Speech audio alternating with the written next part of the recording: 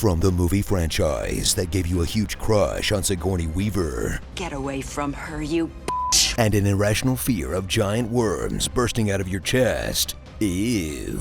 Comes a title that harnesses the horror of the Alien franchise by letting you play a 30-hour StarCraft custom map, Aliens: Dark Descent.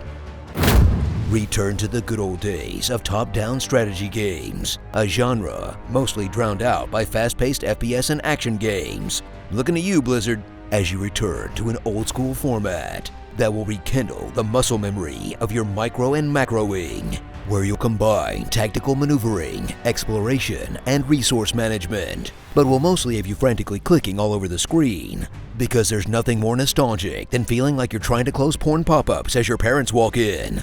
No, it's not what it looks like, Mom! Get out of my room! Hurtle into the horrors of deep space and put on the sweet company-mandated uniform of Weyland-Yutani.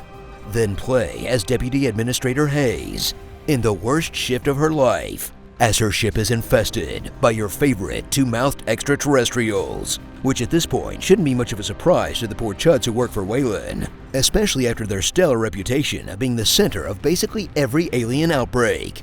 Then watch as you maroon yourself on a planet overrun with monsters, cultists, and even more monsters, like a f***ed-up Pikmin 4 DLC, as you take control of the Marines of the Otago in hopes of making it off this miserable rock alive, while uncovering the mysteries of the Darwin era and the violent creatures inhabiting the planet in an intriguing story about survival, espionage, and conspiracy. But let's be honest, we all just want to see what cool aliens they come up with to mess up your day. Ooh, this one came out of a cow. Meow. Charge into the gameplay of Aliens: Dark Descent and control a team of space's most generic colonial marines to explore an expansive labyrinthian map in search of your next objective. You know, once you're done searching every nook and cranny for additional materials, then utilize your elite squad of the squishiest commandos since Clay Fighter 64, where you'll fight off the never-ending hordes of xenomorphs, racing against the clock against increasingly aggressive waves of enemies, for methodical and strategic battles, or so you hope. Ah!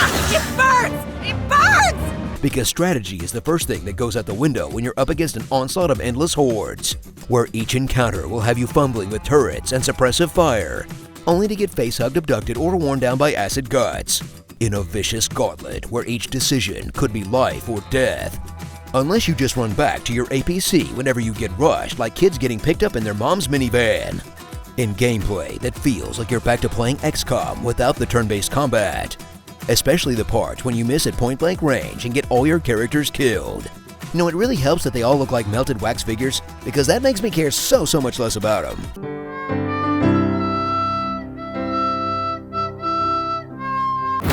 Then put your skills to the test in Alien's most difficult mechanic, Office Management, where you'll be tasked with methodically using all those materials you gathered, and not just spam the upgrade button until you make one Ubermensch, as you choose which resources to allocate where, upgrading your marines and weapons, deciding which to train, and which to put into the psych ward. Because apparently fighting hordes of scary penisy monsters is like traumatic or something. Take it up with Freud, buddy. I've got doors to weld. Then proceed to the next day and make a choice on a random event that might occur, which might have you facing some dire consequences. Like the whole thing wasn't already hard enough. In gameplay that kind of feels like taking care of a bunch of human Tamagotchis that you're sending off to war. Whoops, the Marine's got a boo-boo in the mess hall again. I guess that's gonna cost me 2 of my guys in detention. This is the worst dating sim I've ever played. So put on your nearest administrator hat and get ready to explode some alien beauty in an addicting gameplay loop that faithfully captures the tension, dread, and anxiety of the source material, especially the part where the aliens tear everyone to bits. I know that said I didn't feel bad for these little guys, but I really can't afford to have someone die on me right now, especially on such a tight deadline. Wow, so this is how being a CEO feels.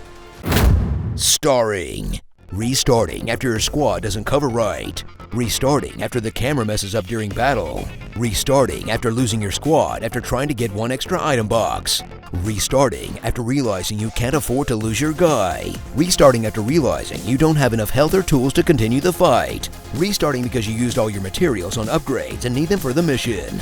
And restarting after constantly making decisions you regret. Aliens, human resources. Okay, look, this might not be the prettiest game, but the fact that you can make Gordon Ramsay flamethrow a bunch of aliens is well worth the price of admission. You fucking donkey! Comment below on what you want to hear in my epic voice, and check out these other epic gaming videos on GameSpot. How many picks could a Pikmin pick if a Pikmin could pick Pikmin? One vision, one purpose. I'm a Barbie girl in the Barbie world. Life in plastic, it's fantastic. These little guys aren't Pikmin, they're Pikmen. Take every chance in life, because some things only happen once.